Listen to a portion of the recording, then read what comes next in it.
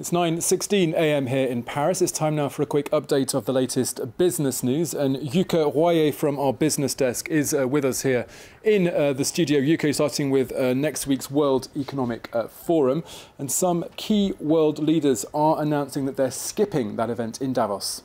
Well, Thomas, the US President Donald Trump has decided that not only himself, but the whole US delegation will be away from that conference. That's not the only major absence from the annual business summit, which comes at a time of mounting economic uncertainty. Cole Stangler reports. Grappling with the longest shutdown of the U.S. federal government in history, President Donald Trump had already planned to skip next week's World Economic Forum in Davos, Switzerland. Now, the White House says the U.S. won't be sending a delegation at all.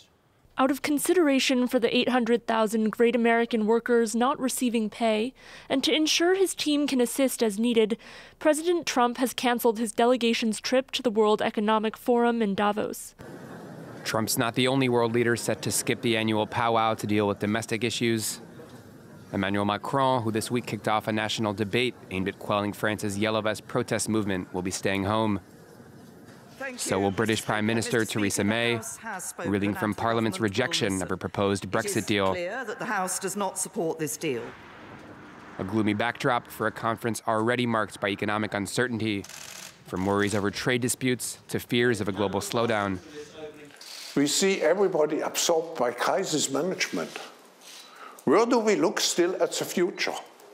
We want to be more opportunity-oriented and not necessarily talking about the present crisis by which the political world is absorbed. Some 3,000 people are still expected to gather in Davos next week. Among the issues on the docket, technological innovation, climate change, and growing trade frictions. Turning now to global markets, stocks rising on hopes that trade tensions between the US and China may be easing soon, after the Wall Street Journal reported that the US government was considering lifting some or all of tariffs imposed on Chinese imports to calm markets. The newspaper said that Treasury Secretary Steven Mnuchin had proposed ratcheting back the punitive tariffs to give Beijing an incentive to make deeper concessions and reach a deal. The US and China are set for another round of talks on January the 30th.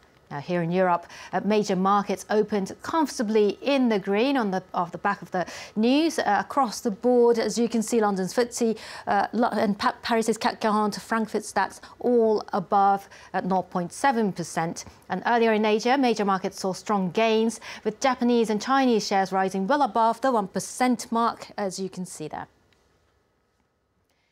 Some more of the business stories that we're covering at this hour. And Tesla is recalling more than 14,000 cars in China due to faulty airbags. The measure applies to Model S cars made between 2014 and 2016 and comes on top of an earlier recall for some older cars equipped with Takata airbags. The Japanese supplier went bankrupt in 2017 after its airbags were blamed for a number of deaths. A US federal grand jury has indicted 4 more managers at Audi in connection with the Dieselgate emissions cheating scandal. Audi is a luxury unit of German carmaker Volkswagen. Volkswagen admitted in 2015 to secretly installing software in nearly 500,000 cars in the US to evade government emissions tests, and pleaded guilty in 2017 to felony charges. One Audi manager had already been indicted. Nissan and Mitsubishi Motors say that Carlos Ghosn improperly received nearly €8 million in compensation from a joint venture between the two firms. This without discussing it with the CEOs of the two car makers. Ghosn has been in a Japanese prison since his shock arrest on November the 19th and has been formally charged with financial misconduct. His lawyer has filed a new request for bail after a court rejected his earlier request this week. And that wraps up the business news for now. Yuka Royer, thank you very much.